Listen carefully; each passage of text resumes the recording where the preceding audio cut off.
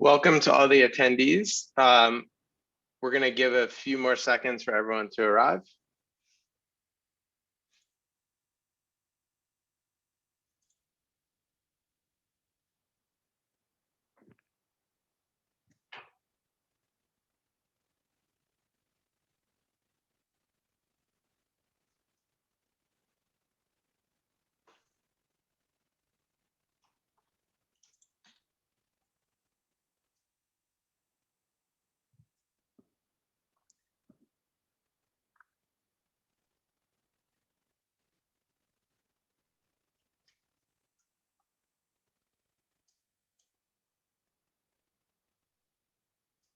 Okay, let's go ahead and get started. It's my great pleasure to welcome you to the CITP seminar.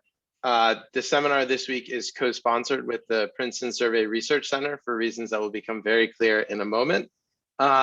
It's my great pleasure to welcome our speaker, Emilio Zagheni. Emilio is a director at the Max Planck Institute for Demographic Research in Rostock, Germany, where he is the head of the Laboratory of Digital and Computational Demography. For those of you who might ever be interested in a postdoc, they have a great postdoc program. I highly recommend that you check it out. So I think one of the ways that I like to think about what we do at CITP is we do work to understand and improve the relationship between technology and society. And I think Emilio's research is right in that intersection, particularly using technology to help governments collect better data and taking advantage of digital infrastructure to sometimes produce different kinds of data or to produce data much faster. So for example, we'll hear today some about how he took advantage of the tools of the digital age to collect some data related to COVID-19 response. So before we turn it over to Emilio, let me just provide a little bit about the context of how the presentation will run. So Emilio will speak for about 45 minutes. If you have any questions during that time, you can put them into the Q&A feature and I may interrupt him to ask questions of clarification. After his talk is over, then we'll move into a more traditional Q&A period where you can either type your question in the Q&A box or you can raise your hand and I will call on you and you can ask your question yourself. So that's a little bit about the ground rules. And now it is my distinct pleasure to turn it over to Emilio. Thank you, Matt. Thank you very much. Let me share my screen.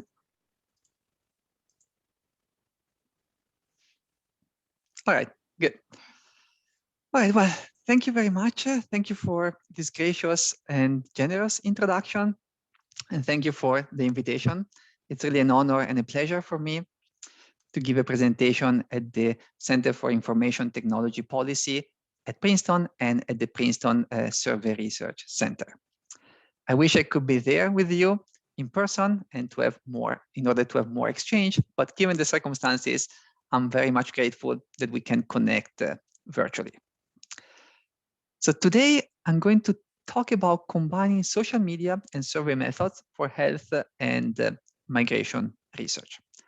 I know that at CITP, there's quite a bit of expertise around topics like digitalization of life, broadband access, privacy and security, and more broadly, computational social science.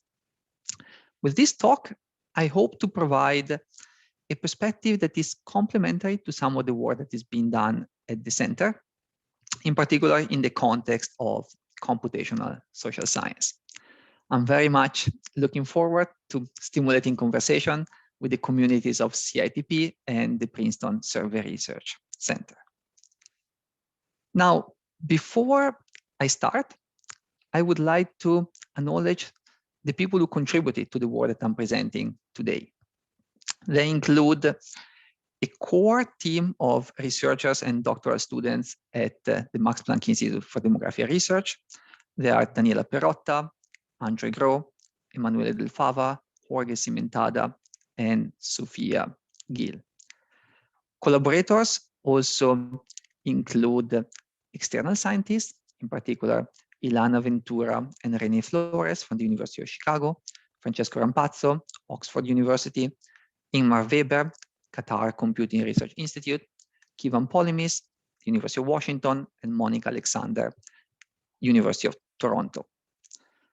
These scientists have been involved in subsets of the projects that I'm presenting today, and I'm greatly indebted to them for their creativity, enthusiasm, and work. Now, I would like to start this presentation with an image. This figure shows a little child in front of a distorting mirror. These are the types of mirrors that we can see at fairs. They make us look taller or shorter, wider or narrower.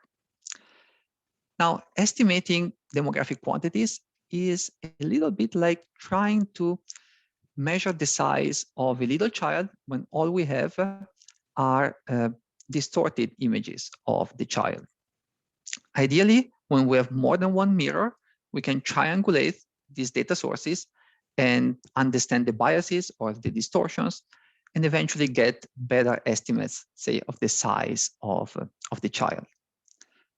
So I like to think of social media as a sort of new mirror that is added to our collection of distorted mirrors. It's a little bit like a gift that was given to us in a way. Like many gifts, it may not be exactly what we wanted or what we needed, but we can still make the most out of it in order to use it and to improve estimates. So for this presentation, I will consider social media as a new mirror, but I will also consider social media as a source for additional tools. In particular, social media can be used as a tool for data collection. So it can help us create additional mirrors as well. In particular, or specifically for this talk, I'm going to focus on the Facebook advertising platform and how that can be used for social science research. So Facebook business model relies on advertisements. And so the company made it easier for anybody who wants to create ads to do so. All you need to do is to go on facebook.com/business and click on create an ad. And the next thing that you will see is a web interface that looks like this page, where you can select your targeted audience. For this specific example, I chose people who live in New York, age group 18 and older, all genders, and I included one detailed targeting. For example, in this case, people who lived in the UK. So with these criteria, Facebook tells us that there are 23,000 users that match the criteria. In other words, 23,000 users are in New York and they used to live in the UK before. And this is an estimate that we can get from Facebook. We can change the targeting criteria, include interest as well, or have more detailed demographic characteristics. These types of estimates are free of charge, and they can also be accessed in a programmatic way using the marketing API. They give us a little bit like a mini census of the population of Facebook users at an aggregate level.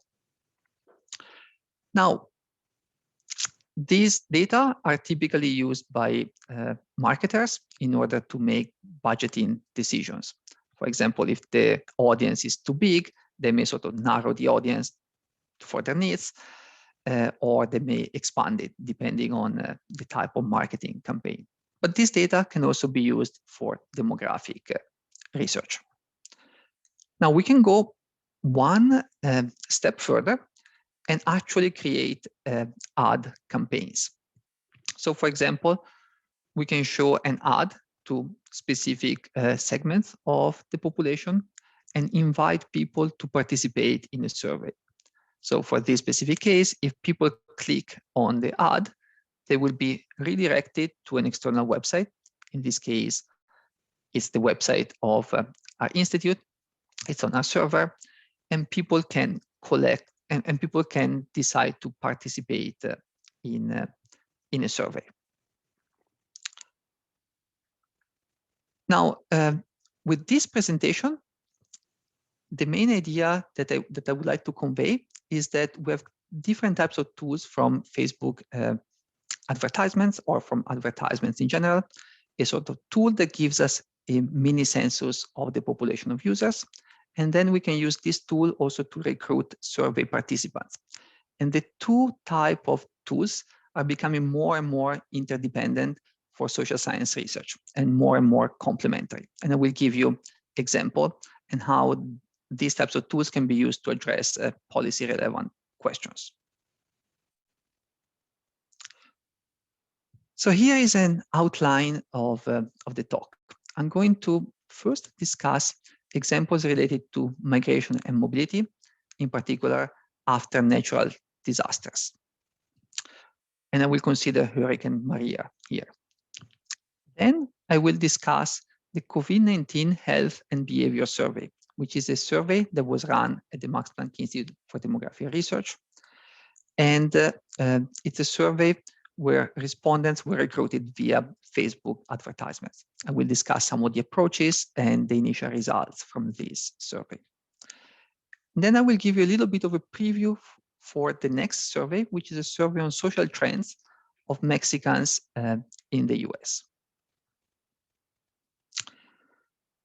So let me start with migration and mobility after natural disasters. A little bit over 3 years ago, in September 2017, Hurricane Maria made landfall in Puerto Rico with the devastating consequences that we're all aware of.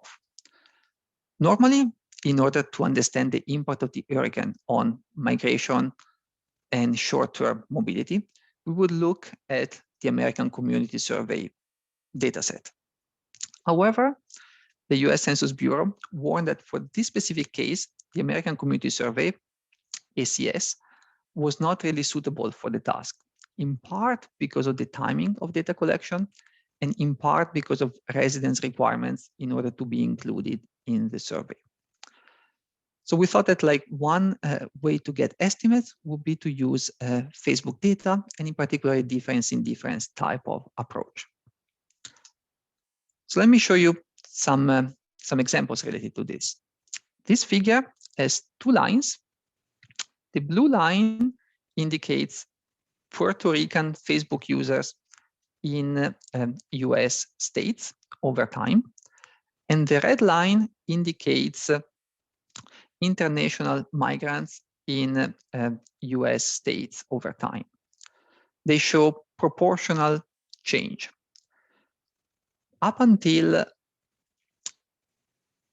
Hurricane Maria hit Puerto Rico, the two lines were following somewhat parallel lines. Afterwards, the rate of increase of Puerto Ricans is much higher than the rate of increase of international migrants. And so the idea here is that we can use a difference-in-difference type of approach to get a sense of the relative change in Puerto Ricans in the US right after Hurricane Maria hit. So we estimated that about 180,000 people left the island in the aftermath of the hurricane from October 2017 to January 2018. Most of them went to Florida or to states in the north, in the Northeast. Now, we produced these estimates also in close communication with the Census Bureau, and in particular with the Migration Office, which obtained very similar results using flight passenger data. Now, one of the main advantages of using Facebook data is that in addition to sort of short-term mobility, we could also assess potential return migration or potential move onward, as well as differences by age and sex. So for example, once we followed up in the early months of January of 2018, we saw that states like Florida, where like most of the people went to right after Hurricane Maria hit, observed a decrease in Puerto Ricans in the early months of 2018. And so it's possible, we don't know for sure, but it's likely that these people either return back to Puerto Rico or moved onward to other states. For example, California observed a rapid increase of Puerto Ricans in the early months of January 18. Now, this is an example of how we can potentially monitor changes in population dynamics in the aftermath of disasters. The broader goal is to produce timely estimates of migrant stocks across all US states. So let me give you a general framework that we are developing. So the general framework is to consider the two main data sources, the American Community Survey and data that we can obtain from Facebook, and bring them together within a Bayesian hierarchical model. Say from the American Community Survey, we have time series by age and sex, essentially vectors over time of population groups. And so we can model these time series and long-term trends. From Facebook, we do have more recent data, even before it's published by the American Community Survey. We can use overlapping data with the American Community Survey to calibrate the two sources and to understand biases in the Facebook data, and then combine everything within a Bayesian hierarchical model that has three main components. There's a time series model, mainly for the American Community Survey, that allows for essentially long-term trends and autocorrelation. There is a spatial model that includes the possibility of spatial correlation and the possibility of pooling information across space. And then there is a data model that allows for different types of sources of error, including sampling, non-sampling, bias, and so on. Once they're brought together, they can be used to produce estimates and predictions of migration by age, sex, and state, including confidence intervals. So for the statisticians in the room, this is the Bayesian hierarchical model. So essentially what we're modeling is the proportion of people from country X at time T in state S.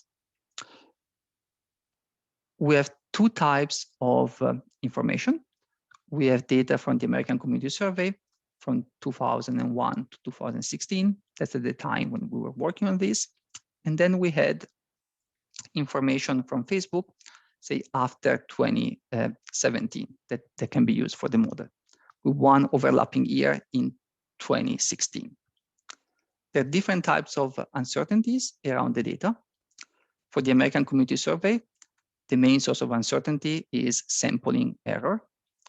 For the Facebook data, in addition to sampling error, there is a bias component and non-sampling error. And by this, I mean the type of error that results from, for example, different issues in data collection, different times at which Facebook might update their servers, or different types of approximations that Facebook produces in order to release the data. So this goes into two components. One is a time series component, which is essentially modeling vectors by age and sex. It includes principal components, the two components Z, the two Z components, and coefficients that are modeled to allow for spatial and temporal autocorrelation. I'm not going to go too much into the details, but I'd be happy to address any questions you might have.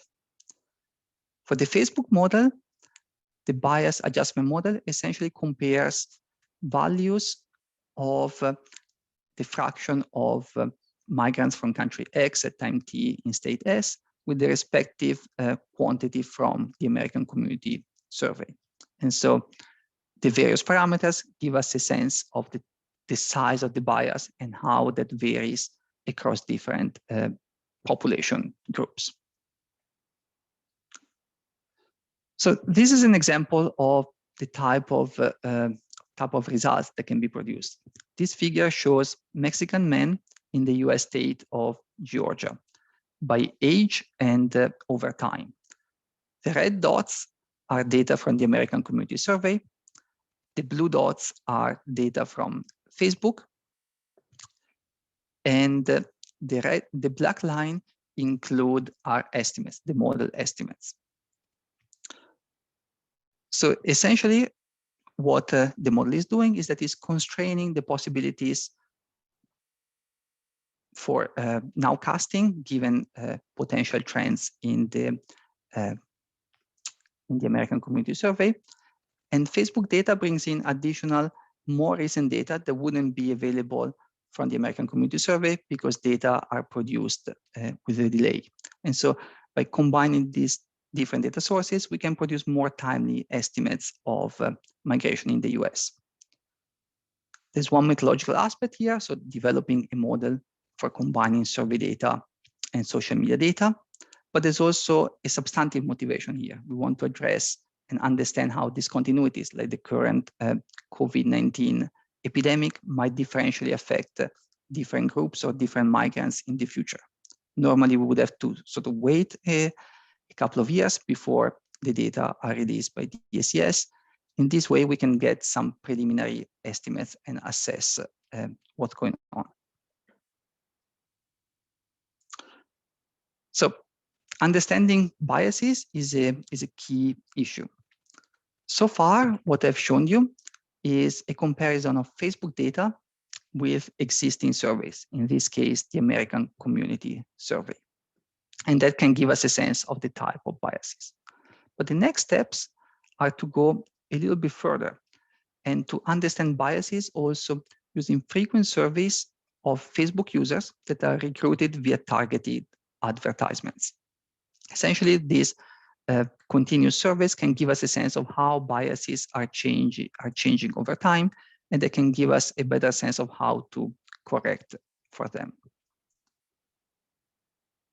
Now, this brings me to the second, so the main topic that I would like to discuss, which is the COVID-19 Health and Behavior Survey, which is a type of survey where we recruited participants via Facebook. So let me give you a general overview of this project. So respondents were recruited via Facebook advertisements. When Facebook users clicked on an ad, they were redirected to a website where they could fill out a survey. For this survey, we asked a number of questions that include socio-demographic characteristics, health indicators, chronic disease, symptoms, health-seeking behavior, and so on, behaviors and attitudes, perception of threat, preventative behaviors, and so on, as well as social contacts in different types of settings, at home, at school, at work, or in the general community. Once the data were collected, post-stratification weights were produced around central demographic variables by comparing survey population characteristics with data from Eurostat for European countries and the US Census for the US. And after adjusting with post-stratification, various types of estimates were produced. In this specific example, this shows the adoption rate of wearing face masks. So if we look at the US, for example, here in the corner, we see that increased fairly rapidly. This is between March and April 2020.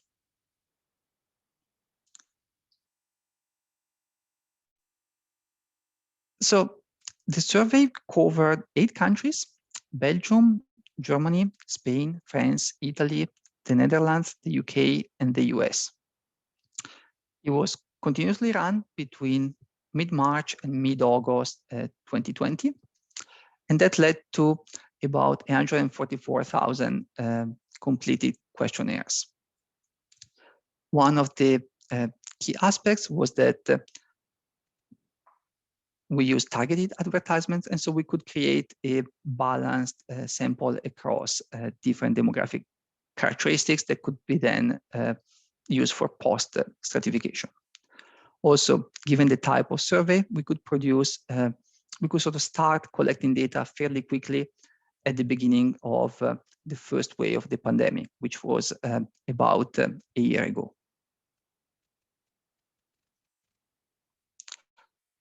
So we have one campaign per country. Say for there's one campaign, ad campaign for the United States. For each country, we divided the campaign into different ad sets, one ad set or one stratum per combination of demographic groups, sex, age, and region of residence. For the US, we used the West, Midwest, Northeast, and South. And then within each ad set, within each combination of strata, we had different images that were shown to potential respondents. This is the list of images that we showed to respondents. They were shown to be we chose different types of images to reflect potentially different groups or different attitudes. So the response rate, which in this case we measure as the fraction of Facebook users who completed the questionnaire after clicking on the ad, I would say that was fairly reasonable, but there was also quite a bit of variability. So for most demographic groups and for most countries, it was between, say, 20 and 40%. But we observed in general that women had a much higher, well, tended to have a substantially higher response rate than men. And for some countries like Spain, the response rate was particularly low. And we don't really have a clear explanation for why people in Spain had a lower response rate than in other countries. So after the data had been collected, adjustments were produced with sort of standard survey methods techniques, which is post-stratification. The idea is to obtain a closer approximation to a representative sample, given observable characteristics. So weights were assigned to respondents in, say, stratum I in the survey, and were produced by considering the fraction of two quantities. On the numerator, we have the proportion of individuals who belong to stratum I in the population, whereas on the denominator, we have the proportion of respondents who belong to stratum I in the survey. So the general idea is that people who are underrepresented in the survey compared to the general population will receive larger weights, and the other way around for people who are overrepresented in the survey. So let me show you a few results from the survey, a few initial results. I'll start with the perception of threat. This image shows perception of threat. If we focus on panel A, perceived threat to different groups, to oneself, to the family, local community, country, and world, with different colors. Blue for oneself and family, yellow and orange to more distant communities. Age groups are defined based on the size of the dots.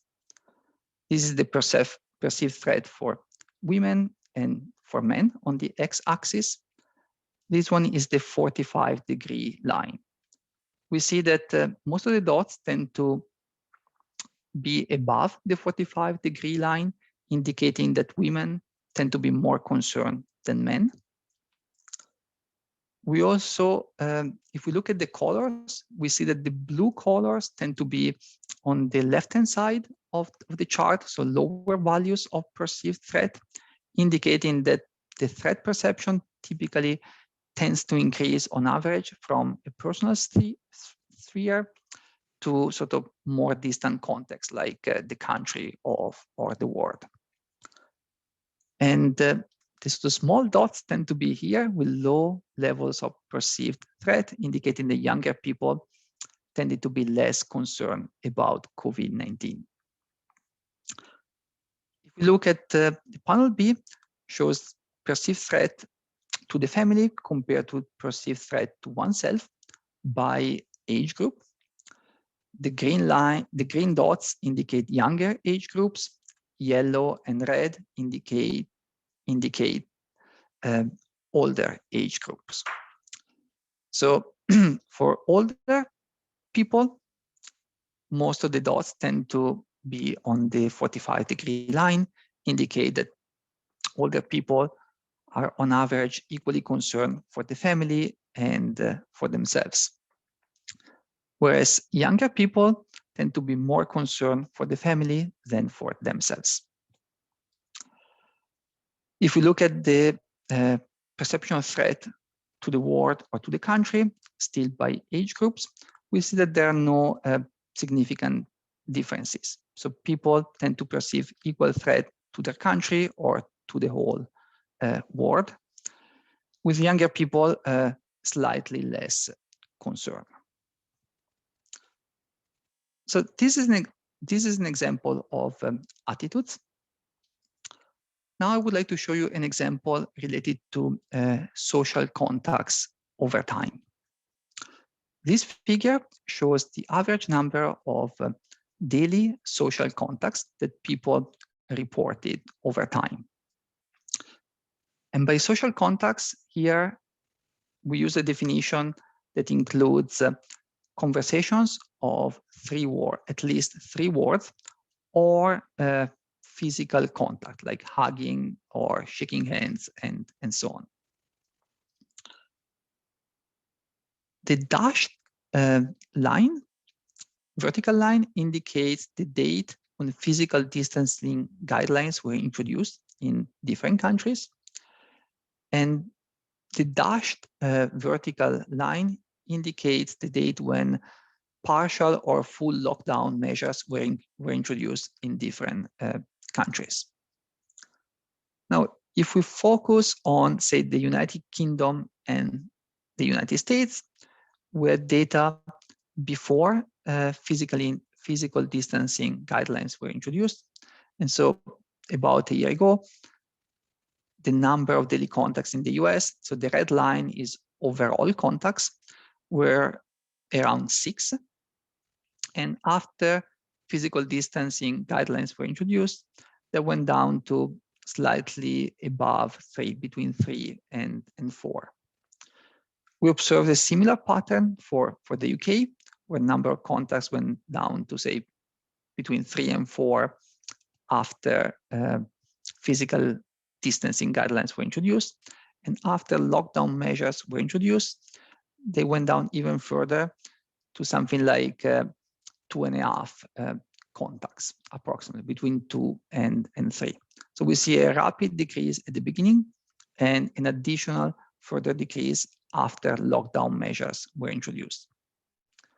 For countries like Germany or the Netherlands, where lockdown measures were not really full lockdown measures, but more partial lockdown measures, the number of contacts stayed at around 4 or around 4 over time, even after partial lockdown measures were introduced. And since we had data sort of collected every day over time, we could monitor changes in this quantity. If we look at social contacts by age, we also see some patterns here. The red line indicates social contacts for the youngest age group, 18 to 24, whereas the purple dashed line indicates contacts for the oldest age group, 65 plus. So across countries, we see that on average, older people tend to have fewer contacts. These could be in part related to perceived threat. It could also be a protective measure of for older people, and it could also be related to the fact that in general older people tended to have fewer contacts to start with.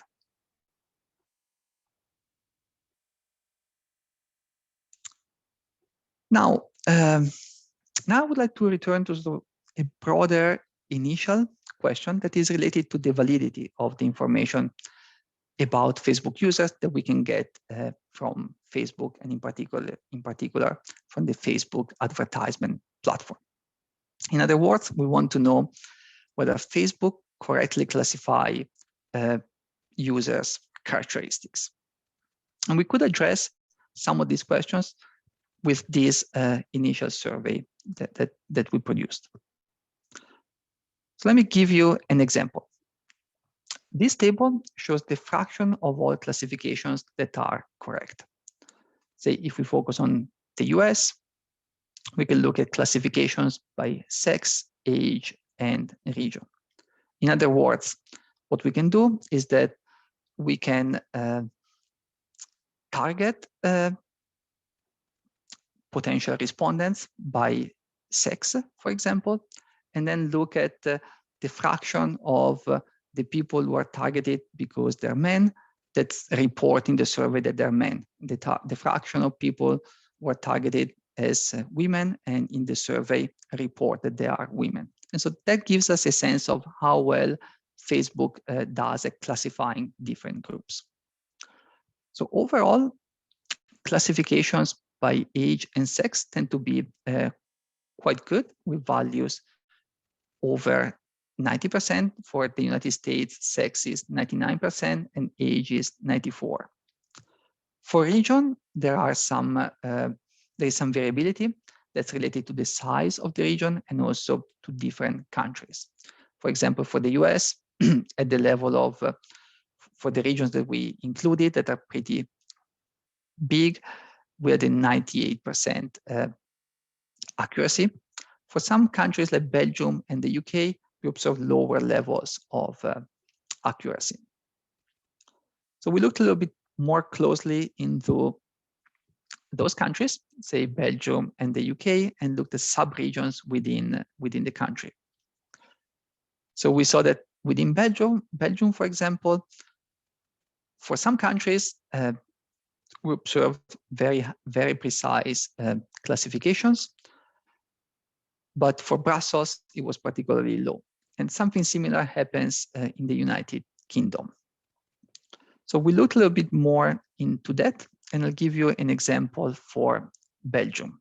So for Belgium, what we observed is that a lot of people that Facebook classifies as living in Brussels actually live in nearby regions. So that indicates that on average, the approach seems to work fairly well when we have fairly large regions. But if we want to study sort of urban type of dynamics, potentially in areas where there are lots of commuters, we may be aware that the sort of location classification of Facebook may not be as accurate, especially when the city limits are not clearly defined. All right, so let me move on to the last step, which is a survey that we are preparing to field at the moment, which is a survey on social trends of Mexicans in the US. Now, once people will click on the ad, they will redirect it to a page that looks a little bit like this. That indicates that this survey is going to be run in English and in Spanish in the US. And in particular, it's going to be focused on migrants, on Mexican migrants, which are to some extent a hard to reach population, and for which using Facebook advertising can help in terms of reaching the population.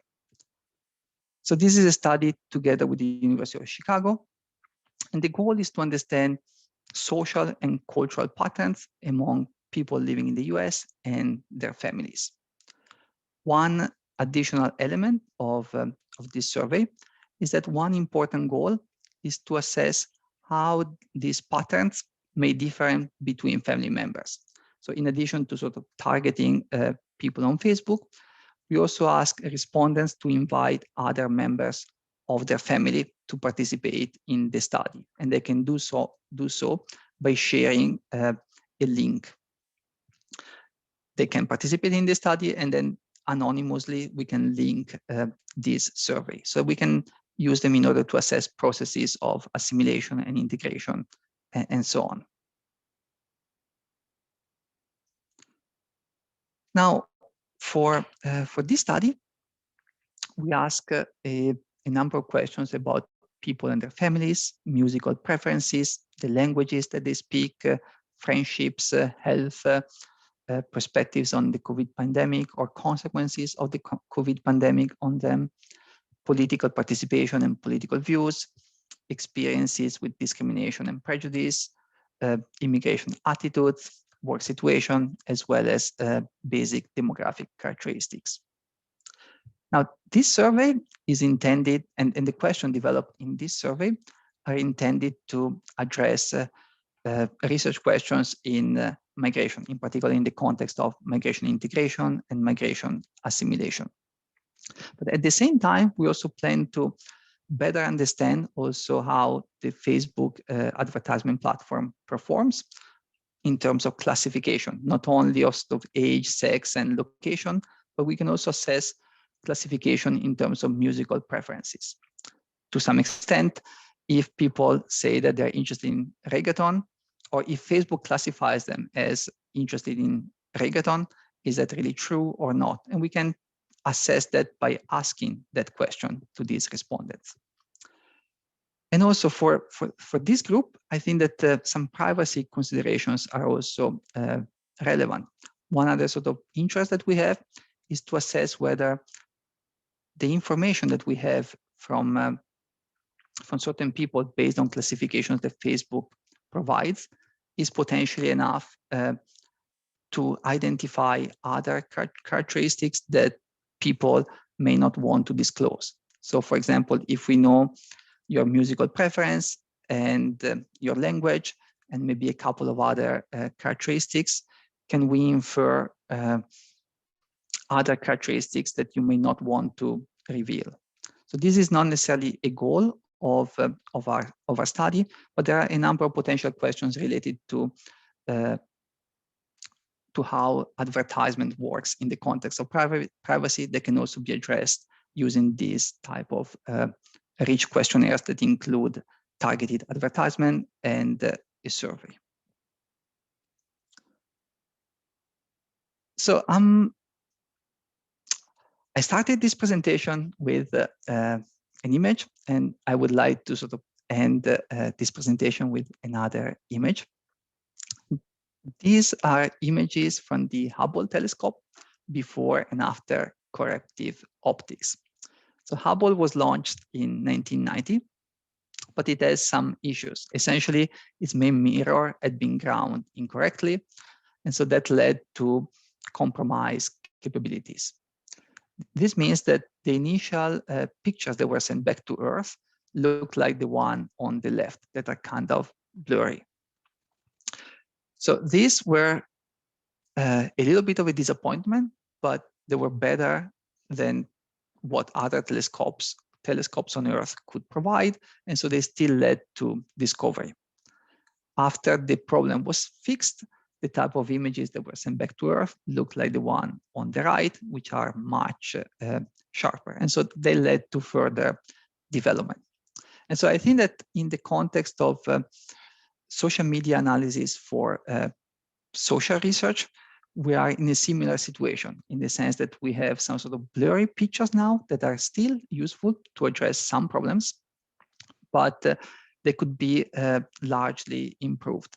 And so the key exciting part is to develop sort of new methods for creating corrective optics that can help us go from the blurry images to the sharper images, but of course also maintaining privacy and being careful of privacy considerations. So with this, I conclude. I would like to thank you for your attention, also on behalf of all the collaborators. And I'd be very happy to address any questions or comments you might have.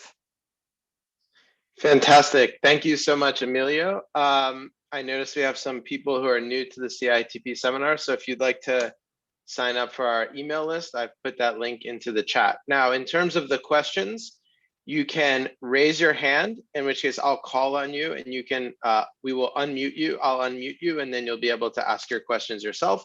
Or you can type your question into the Q&A box and I'll read it.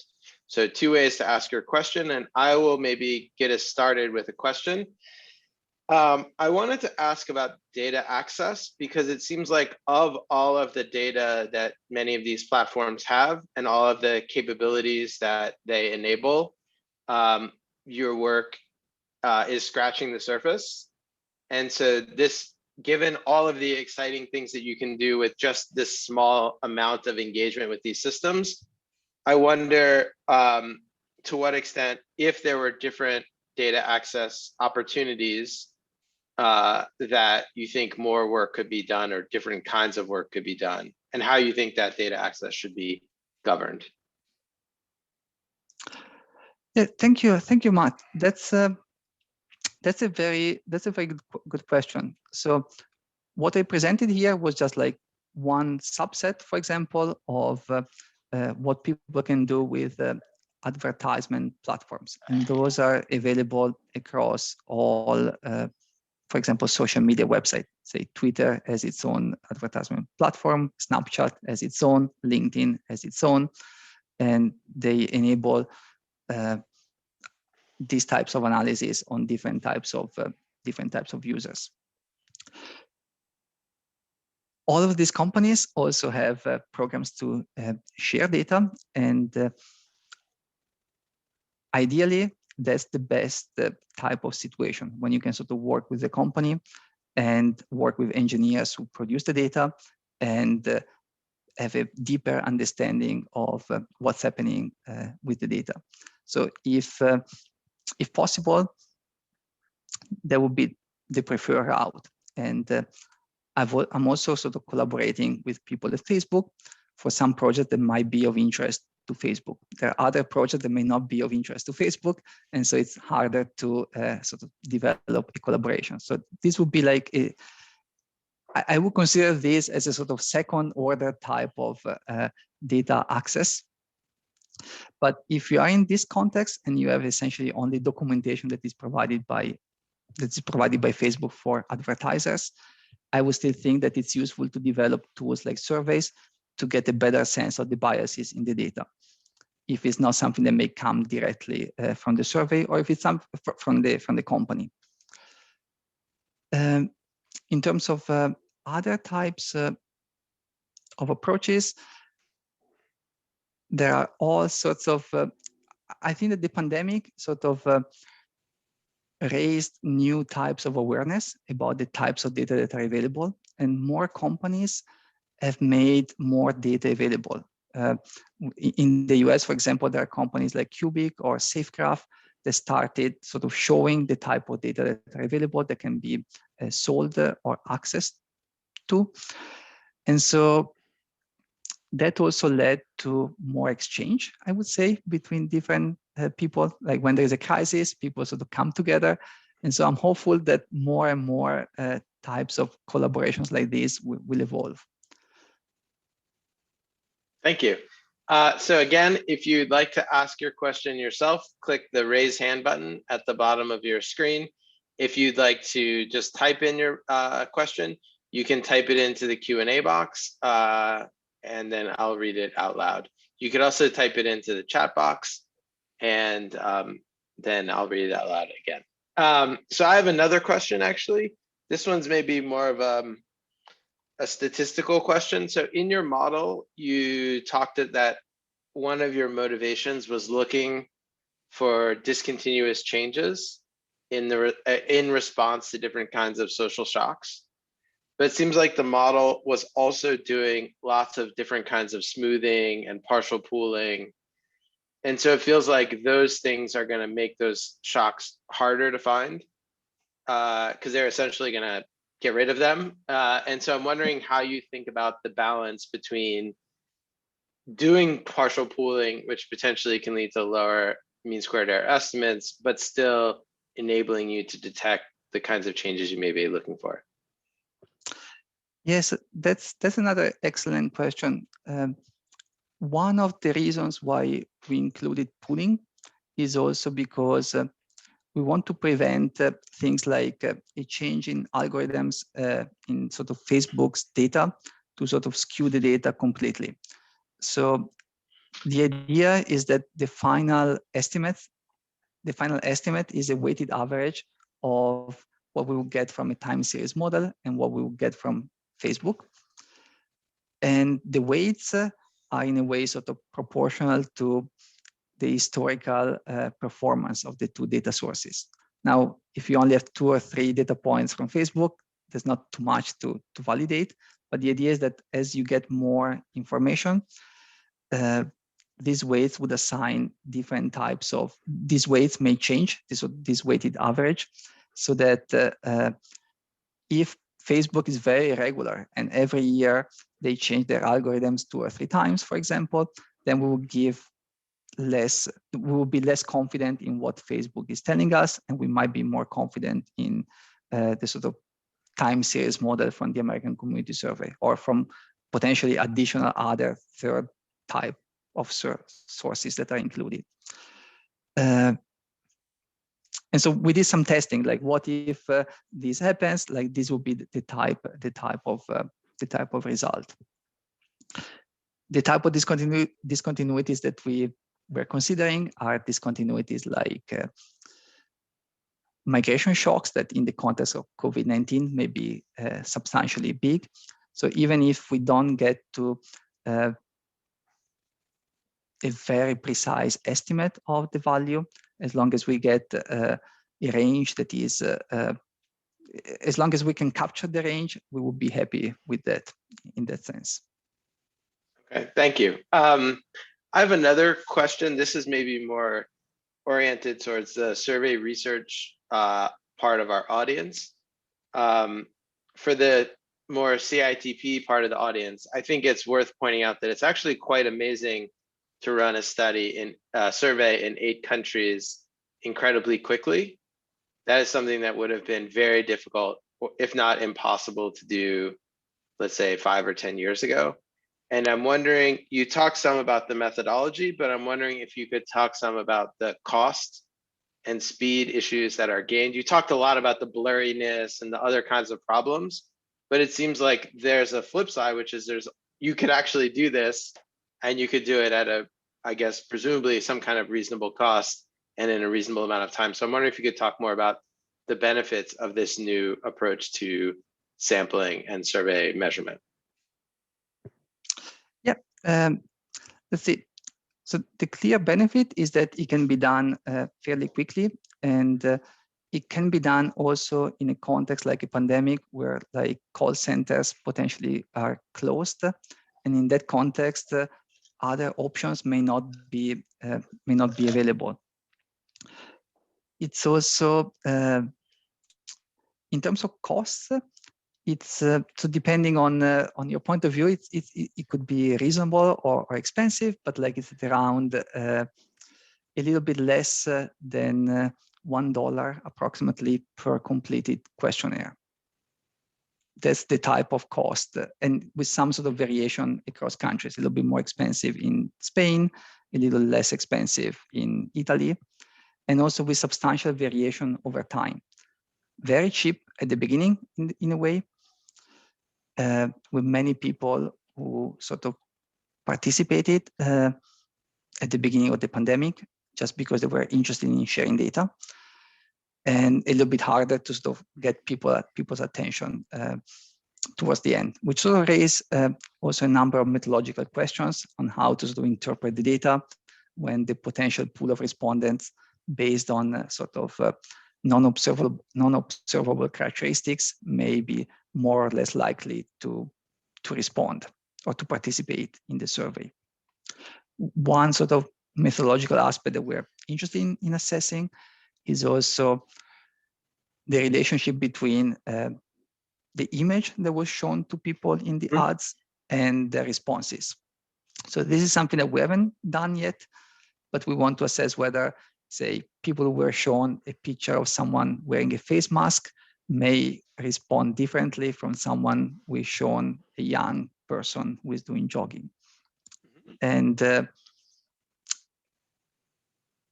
so getting at the unobservable characteristics is the hard part. So doing post-stratification on the observed characteristics is the easy part, but understanding how patterns change over time is the tricky part.